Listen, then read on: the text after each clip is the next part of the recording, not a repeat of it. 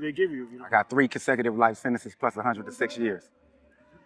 3 consecutive life sentences, plus 106 years, for some stuff that don't even carry this kind of time. None of the charges carry this type of time, none of them.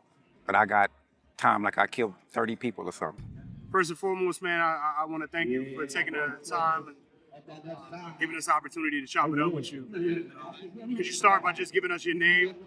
I'm Kobe. They call me Sleep though. So for everybody that kind of know me from that world or whatever.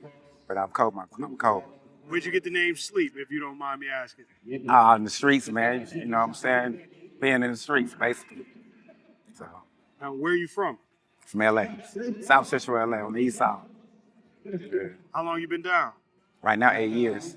8 years? Yeah. Do you have a date yet? No, not at this present moment, but I know I'm about to get out though. But I got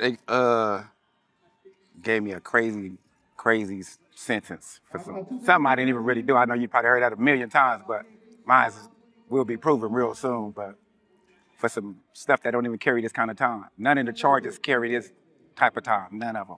But I got time like I killed 30 people or something. How much time did they give you? I got 3 consecutive life sentences plus 106 years. 3 consecutive life sentences plus 106 years. Now, how could they even do that? Is it gang enhancement? Man, it was all of that. It was like it's like what you call creative sentencing, right? So I got conspiracy to extortion. That's my charge. Conspiracy to extortion.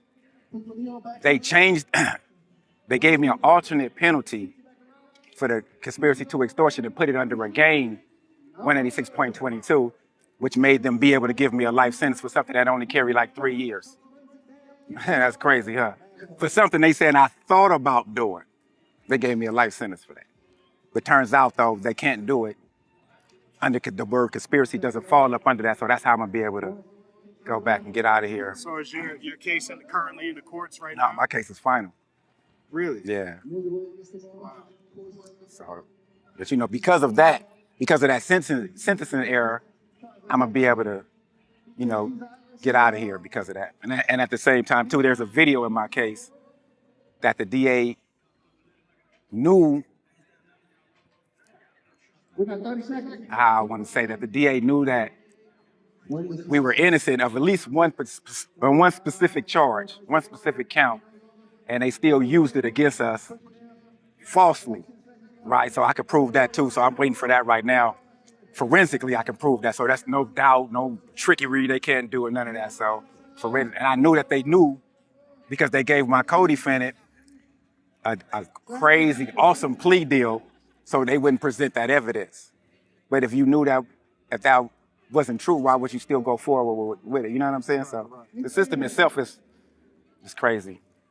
Were there ever any moments where you lost hope? Oh, absolutely. It was crazy because not when I got found guilty, it's when I first got sentenced. The sentencing was like so bizarre. It was so crazy that my attorney was lost for words. So I knew if he lost for words, and he didn't do nothing in my case, and he was lost for words, you know what I'm saying? So once I got the sentencing and like the long bus ride back to the county jail, I was like, man, I'm supposed to go in here. First person to say something to me, I'm finna dismantle him. You know what I mean? That's where my mind was at because I felt like that was the end of the world for me. You know what I mean? But the craziest thing would change my mind from that instantly almost. I had to talk with my kid's mother and she was like, I'm not telling them that. You're gonna have to tell them that. I'm not telling them that. So once I talked to my son, and my son was 16 at the time, when I talked to him, he talked to me like he was my father. It was crazy. It was crazy. He talked to me, and it was just that moment right there changed my whole mindset. It changed my whole mind. It changed the way I thought, period, about just life. And he went on to graduate high school, graduate college.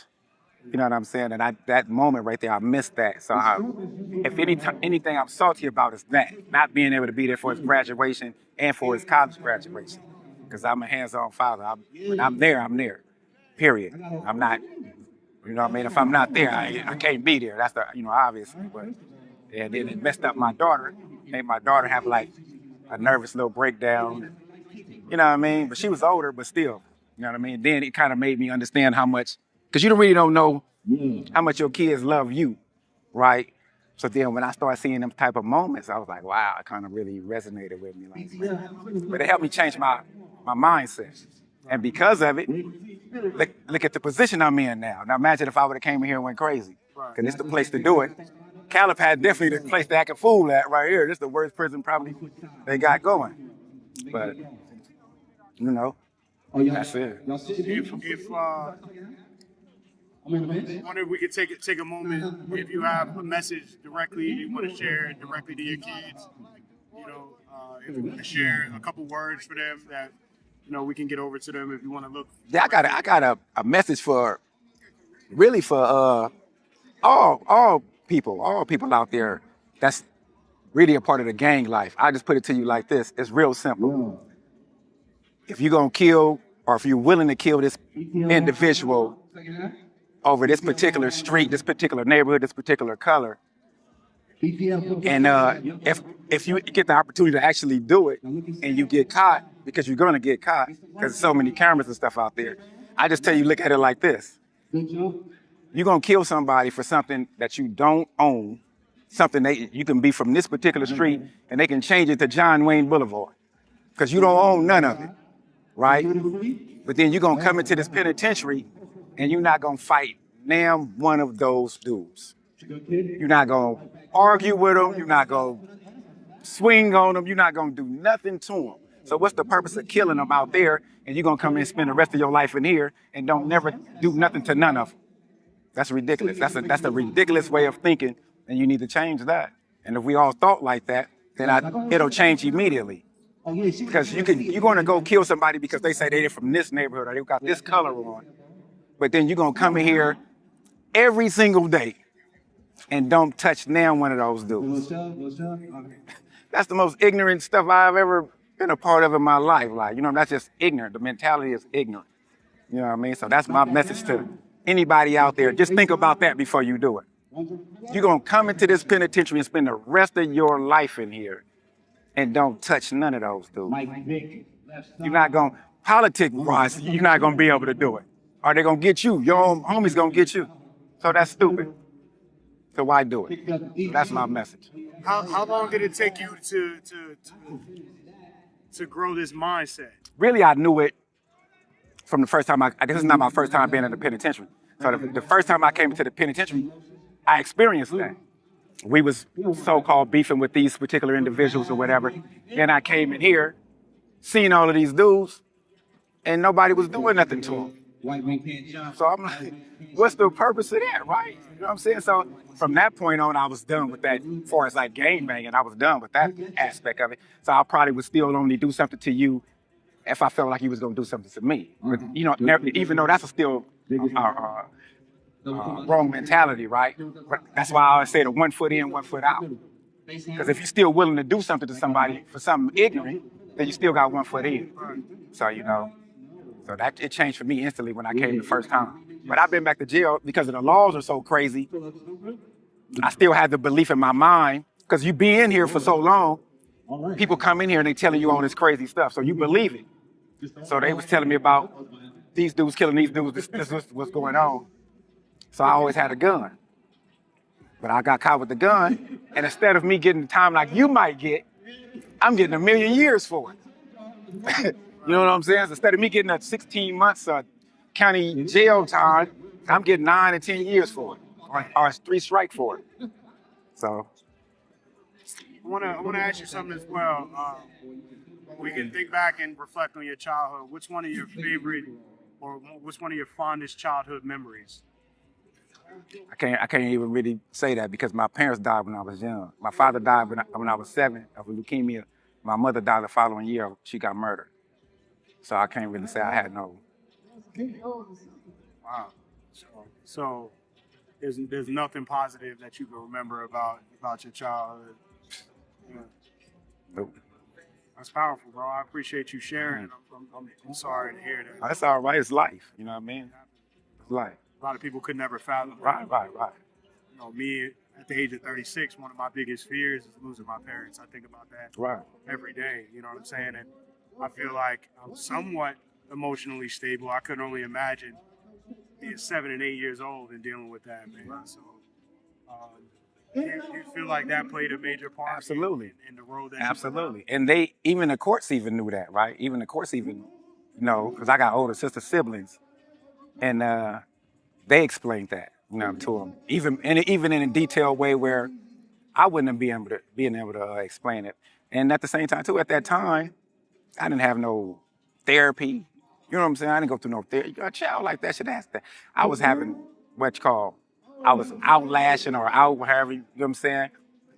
Having outbursts basically in school, you know what I mean? Or didn't want to sit there, didn't want to listen to nobody because I felt like couldn't nobody tell me nothing. I don't have no parents. So I'm not listening to nobody. That's how I felt. You know what I mean? So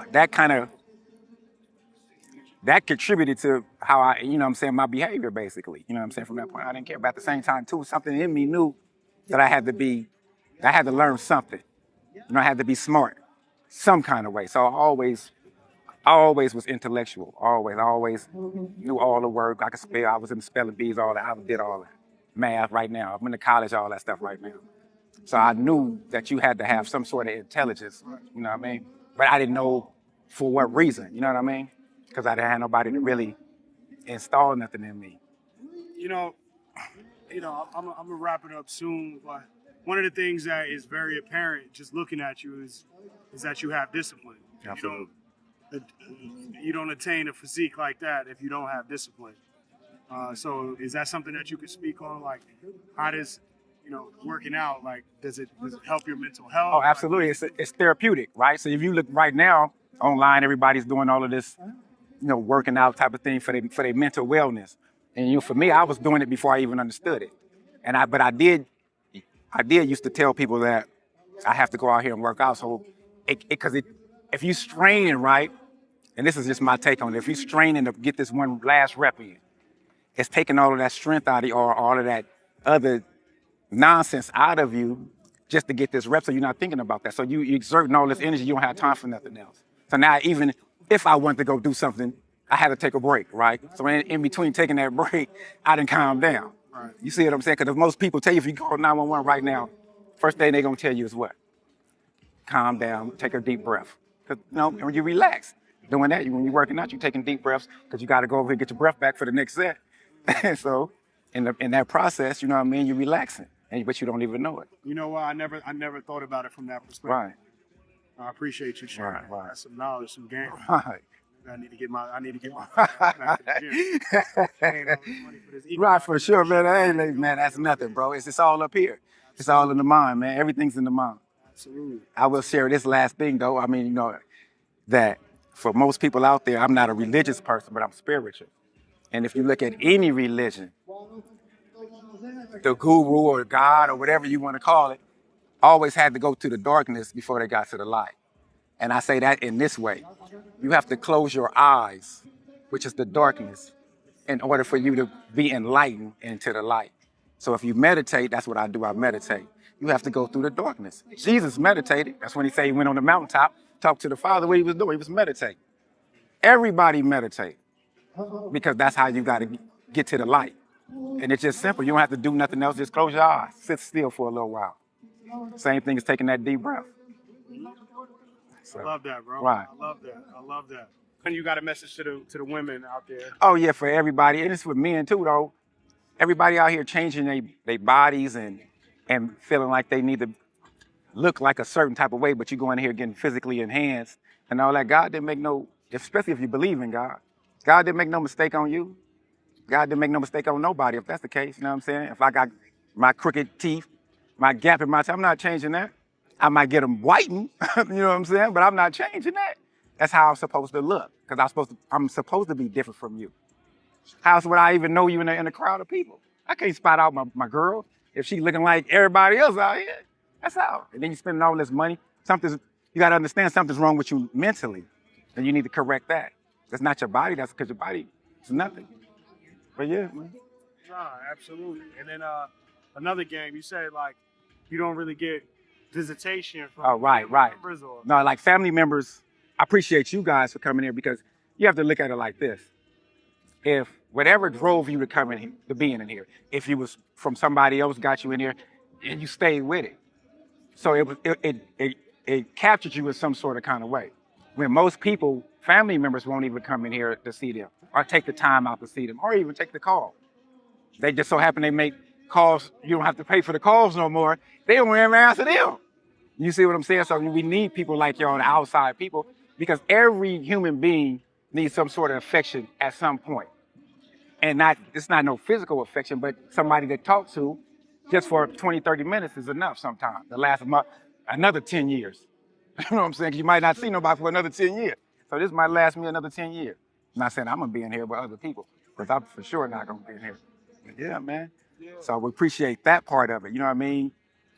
And, you know, all the pictures and all that stuff, that's extra. Just sitting out here, just talking to you right here, just having a conversation where I don't feel pressured or, you know what I'm saying, or nobody's pressuring me to do this or this and that, you know, just regular. Bugs eat me up. Yeah, I mean, at the same time. I know we gotta let them know the bugs. Right. Bugs is eating you up. Ain't got no itch from nothing. No, right. I don't have no spray. Yeah. Yeah, for sure, bro. Man, these spiders, they don't play. It's crazy. No matter how much you lift, no matter how much you bench press, a bug, it's gonna tear you up. Will tear you. And you gotta think about it. Have you ever watched a bug run across the ground? Yeah. They flying across the ground. So we was having this talk, like how fast could that thing? It's got to be superhuman, right? Yeah. If it's flying because you can't catch it, and we can run, like, man. That's. I wish we could run like that. Imagine if we could run like that. Nah, that's real. But yeah, though. Yo, what would you say to people on the outside who might question why groups like this come in or why people are paying attention to men or women behind bars, people who have committed crimes? You know, there's a lot of people who... Most people will probably refer to, or if they had something to say negative, would probably go back and say that you had a family member that's real close to you, so that's your reasoning for doing it. And that's not necessarily true, right? You might know of people that have done it, that might have kind of got you started, but what about the other people that you brought along? You know what I mean? So you see it's this humanity. That's all it is. You cannot run from humanity. Like say, take the racist person. There's no such thing as no racist person on this planet. I bet you. No such thing as a racist person on this planet. None. And what makes you say that? Because if his ass was in a burning car and it was flipped over and I reached his black hand up in there to help pull his ass out of there, he gonna grab it. You would rather burn to death before you touch my black hand if that's how you feel. But I reach this motherfucker up in there, I guarantee you gonna grab it and pull it. You might still call me some names after I get you out of there, but you go grab that motherfucker, I bet you that. So how do we get people to recognize that in real time without putting them in that situation where they're in a burning car or burning building? Really, you gotta understand we don't have the ability to change everybody. So you just have to do what you know you're supposed to do. As long as you're doing what you're supposed to do, then that's all you can do, because that's your purpose, right? You know what I mean? You can't go out here trying to change the world by trying to talk to every single person. You do what you have to do for yourself, and if you getting on the camera and all that, that's your thing, then whoever taps in and see it and it resonate with them, they're gonna tap back in. People see it, pass it by like we do right now. You scroll through something, see it, keep it pushing. But I tell you this, they always keep talking about drugs and drugs and drugs and drugs. This United States is the biggest drug company on planet Earth. I never even heard of fentanyl until I seen a commercial for it. Never heard of it. But now you talking about it come from Mexico or all this. Oh man. And then y'all want to get the low level people. But what about the drug companies? Then they've been passing this out for 20, 30 years. And then y'all slap them on the wrist with it. They give them a $370-something million lawsuit talking about they settled it. You've been clocking dough in the corner for 20 years. Right. Come on, bro, that's crap. You know what I'm saying? That type of stuff we got to pay attention to. You get all these commercials targeting older people, and then they tell you how the drug's supposed to fix this, fix that, but then it's killing your kidneys. We got to stop getting into all that. The body fixes itself. Thank God I was born allergic to everything. I'm allergic to everything. I'm allergic to barbecue chips. I ain't playing shoot. I eat barbecue chips, I swell up, but. Yeah, I wish that was the case for me. Right. I swell up too. Right. You know, the wrong way, but that's that mind when you get up in there and you're on that weight, you get them weights in. Right. You don't even have to do weights, bro. You can just run laps, you know, on a treadmill or something. That gets you started. And once you get it's like a habit. Once you form a good habit, man, you're gonna stick to it. You know what I mean? How many times a week do you work out? 5. What are your off days? Saturday or Sunday. Okay. 5 times a week. And I've been doing it. I've been working out seriously since '89. Like I'll take off times and this and that. I'd have been injured or whatever where I had to take off like a year or something like that. Or I don't work out as hard. But yeah, once and I'm not even like big like people think. That's the crazy part about it. I got eyes. Man, I'm just telling you. Or if I see all these stretch marks, but if I get back on some weights or something, man, it's ridiculous. Yeah, but and that could have, that's another thing too for me. I kind of look at that like you can turn that into something else. You might go to a whole different direction now. And next thing you know, you on here doing videos of being a weight guru or something around here, right? You're like, hey, that's how it happened, bro. You know what I mean? People just got to do what you being instructed to do. You being guided, man, and you just got to listen to that voice. You being guided, man. That's why y'all here. Something guided you, like he says, his first time. He got up and said he wasn't gonna miss the opportunity. Most people would be looking like, man, you want to know penitentiary? You crazy? Like, man. Why would they in their mind, right? You know what I'm saying? Why would you come to a jail? But then when you come across somebody like myself, you're like, oh, that dude not bad. I could be in here for some crazy stuff. And you still could be like, man, that dude not that bad. Right? Still though, you know what I mean? There's some people in here that need to be in here. I'm not gonna sugarcoat that. There's some people in here that, get your ass out of here, you know what I'm saying? But there's some people in here that need to be here. This is straight out. We just know the truth. But most people in here want to change. You know what I mean? And most people want to change. You know what I mean? And most people in here just suffer from drugs, bro. Like drugs is like one of the largest leading factors to coming into this penitentiary. Other people have like some other issues. Because I could lean on my situation and blame that. I don't blame that. I know it was the catalyst. Because if I had my mother, who knows what I'd be? I might have been Obama. Shit, who knows, right? But I didn't have that. So I'm what I am right now, and I still can be something else still. You know what I mean? It's not over for me. So I don't ever think in the condemn mentality. I used to, but I had to change that because that ain't nothing. You know, I contemplated suicide and everything else before, like. But once you kind of get past that, you're like, I ain't never doing that no more, right? You know what I'm saying? It's like, I ain't gonna never do that again or try that, or I didn't even think like that, because that's how. But it's a lot of people who probably I won't tell you that they did that. You know what I mean? That they contemplated it or whatever. You know what I mean? But I can't use that in my court to help me get no lower sentence. You know what I'm saying? But they getting other people, man. Other races of people can use that. And look at the Menendez brothers right now. Everybody talking about they feeling sorry for them, right? Y'all kill y'all damn kid, man. Yeah. And now y'all want to let them out. I don't have no DA coming in my favor. Talking about you got too much time for conspiracy to extortion. We gave you 3 life sentences for it, man. You get out of here, bro. Now, hearing a story like the Menendez brothers, is that something that hits differently for you in the situation that you were in with losing your parents at a certain age? Does that? No, what hits for me is the part with my mother, because my mother was killed by a jealous ex-boyfriend, and he didn't just kill her. And it's probably the first time I'm saying this to anybody outside somebody in my family. But I'm at a point right now where I can deal with it or whatever.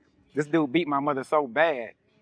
I'm talking about beat her so bad. I didn't recognize her when she was in the cat, and cut her throat. They tried to cut her head off basically. And this is one thing that they shouldn't have done with me when I was a child. They took me back to basically a scene of the crime at that young age, bro, where I'm looking at my mother being pulled out on the stretcher, in the black bag. Why should you shouldn't have let me see that. And then take me in the house and tell me to get my clothes. Well, I see all these bloody hair prints all over the wall. My mother was struggling all through this house. And you take me back up in there. To me, that's one thing for me that when I look back, I'm like, man, y'all effed me up doing that. If I could ever say that if I'm traumatized from that particular moment, done something to me. Have you ever been diagnosed with PTSD or anything? I know I have it, but I don't use them types of stuff. I don't use that, bro. Because I know different from that. I know how to change from that. So I don't have to sit here and be diagnosed or saying I have this or this and that when I know I'm cool. I can function regular. I'm straight. I know what's wrong, what's right and what's wrong. You know what I mean? So I don't need to I'm straight on that. Right, I don't need none of that. But I'm just saying for the people, the powers that be, you should have been able to see that and not do what you did to me. You know what I mean? You should have been able to, where was my sympathetic at? You know, my sympathy. But you know, like I say, it is what it is. But you know, we go through certain things for certain reasons. And I accepted mine, because like I said, if it went for this, I'd still be 1 foot in, 1 foot out probably. And that's why I was sentenced the way I was sentenced, so I can get back. So I'll be back in 25 for sure. Guarantee I'll be out in 25. But I'm just saying, so it's just, and everybody can't accept it like how I accept it though. You know what I mean? There's people in here that be going cuckoo up in that cell, screaming out the door all day just for nothing, just saying a bunch of nothing. But you know, and I just sit and I think to myself about them and just go like, man, well, I'll kind of wonder like, what's that person's issue when they got both of their parents? They got all, you know what I'm saying? Like, what's your problem? And I just think to myself, damn, if you was in my situation, what? You fuck around and go drive off the freeway or something there. You know, people are made for certain things. What keeps you so grounded? Obviously, you talked about my kids. For sure, that's like my number one thing, period. My kids, period. Nothing else. Like, if I think of anything come to my mind, like that's my kids, off the top first. And without them, I could care less about being here. I'm not, you know what I'm saying? I'm just being truthful. I could care less about being on this planet without them. Because it ain't served me no, I might have helped some people down the line unknowingly, right? Or knowingly. But other than that, ain't nothing, you know what I mean? Shit, it don't matter to me. Like, because I accept life or death. You know, and I know I'm going to end up probably be the last person on this planet because I don't care about being there. I'm going to be the last. What's the first thing you do when you get out? The first thing I do, burning on my work. What's the first thing you do when you get out? Go see my kids. If they don't come and pick me up, I'm going to go see them. First thing I do. Any other closing thoughts? That's it, man. You know, man, I just could say, you know, I got to still pronounce my name. I really didn't do it, bro. Like, I really have to say that. Like, and it's like everybody say that if you talk to people, and everybody's not innocent or 100% innocent. But if you use fictitious ways to find me guilty, then how are you not negligent? You know what I'm saying? So the system itself needs to be looked at in a whole, in its entirety. And we need to have people go in and sit in people's courtrooms to ensure that it's fair. So we can get some types of groups like that to go, not just high-profile trials, but in these so-called gang trials and all this other stuff, and sit through these people's trial and make sure that the DA and the court itself is being fair. And if you get found guilty, you get found guilty. Because if you probably did it, 9 times out of 10, right? So, but we still need a fair trial with it. Don't bring in nothing that you know is not true just to find me guilty. Right. So, that's what I'll leave y'all with. Well, God willing, man. Absolutely. I'll be out there next year, man, 2025. I guarantee you that. We'll tap in with Absolutely, I surely will. I join the team. Much love. All right. Yes, beautiful.